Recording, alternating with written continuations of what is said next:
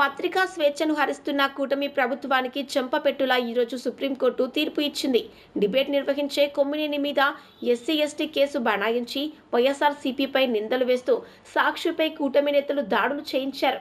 అధికారం మా చేతుల్లో ఉంది, ఏమైనా చేస్తామని భ్రమపడిన కూటమి ప్రభుత్వానికి ఈ తీర్పు గట్టి హెచ్చరిక.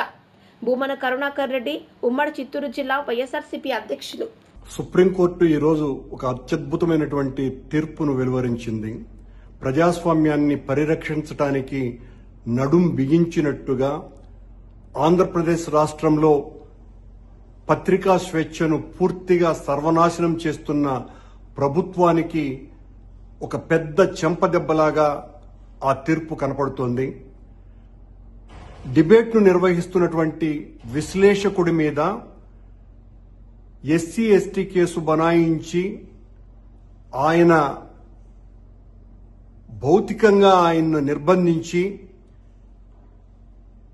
వైఎస్ఆర్ కాంగ్రెస్ పార్టీ మీద పెద్ద ఎత్తున నిందారోపణలు మోపి సాక్షి కార్యాలయాల మీద రౌడీలతో దాడులు చేయించి ఒక రౌడీ మూక సామ్రాజ్యం ఆంధ్రప్రదేశ్లో కొనసాగుతోంది అన్నటువంటి సంకేతాలకి ఈ రోజున సుప్రీంకోర్టు ఇచ్చినటువంటి తీర్పు కొమ్మినేని శ్రీనివాసరావు గారి యొక్క అరెస్టు అక్రమమని, కొమ్మినేని శ్రీనివాసరావు గారిని వెంటనే విడుదల చేయాలని, మేము కూడా కోర్టులో విచారణ జరుగుతున్నప్పుడు కొన్ని విషయాలలో నవ్వుతూ ఉంటాం, అలాగని ఈ రకంగా అర్థం చేసుకుంటామా అన్నటువంటి వ్యాఖ్యానం కూడా చేసి ఆ డిబేట్ నిర్వహించినటువంటి వ్యక్తికి అక్కడ ఆ మాటలు మాట్లాడినటువంటి వ్యక్తితో సంబంధం ఏమిటి అన్నటువంటి ప్రశ్నను వేస్తూ ఈ రకంగా ఆయనను అరెస్టు చేయటం అక్రమమని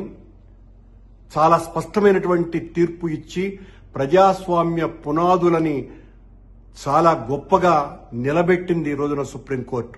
ఈ రాష్ట్రంలో చంద్రబాబు ప్రభుత్వం అధికారంలోకి వచ్చినప్పటి నుంచి వైఎస్ జగన్మోహన్ రెడ్డి గారిని బలహీనపరచటానికి సాక్షి మీదనే నేరుగా దాడి చేస్తూ, సాక్షి మీద అనేక ఆరోపణలు చేస్తూ, సాక్షి అంతా కూడా అబద్దాల రోతనే వండి వారుస్తున్నది అన్నటువంటి మాటలతో తనకు కావలసినటువంటి పత్రికల ద్వారా, ప్రసార మాధ్యమాల ద్వారా నిరంతరము సాక్షి మీద దాడి చేయటంతోనే ఈ సంవత్సర కాలమంతా కూడా గడిపేసింది.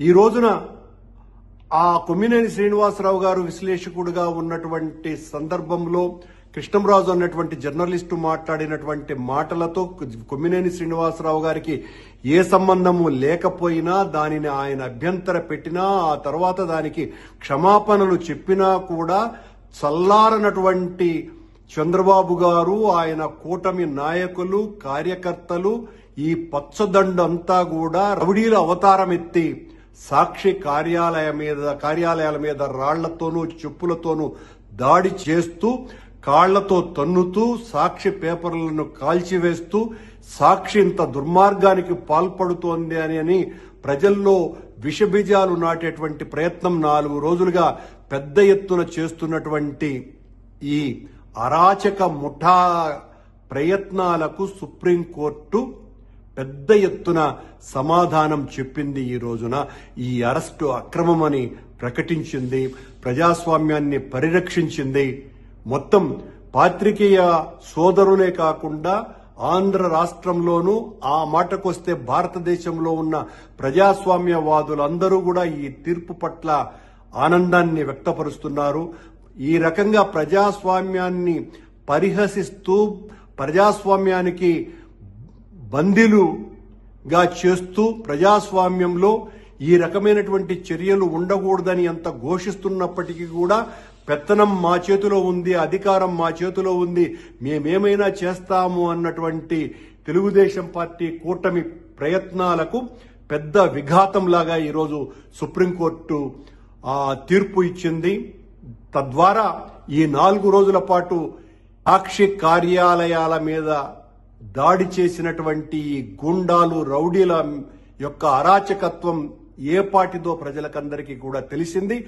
సాక్షి మీద దాడి చేసినటువంటి వాళ్ళందరి మీద క్రిమినల్ చర్యలు బనాయించాల్సినటువంటి అవసరం ఉన్నదనని ఈ సందర్భంగా గుర్తు చేస్తున్నాను.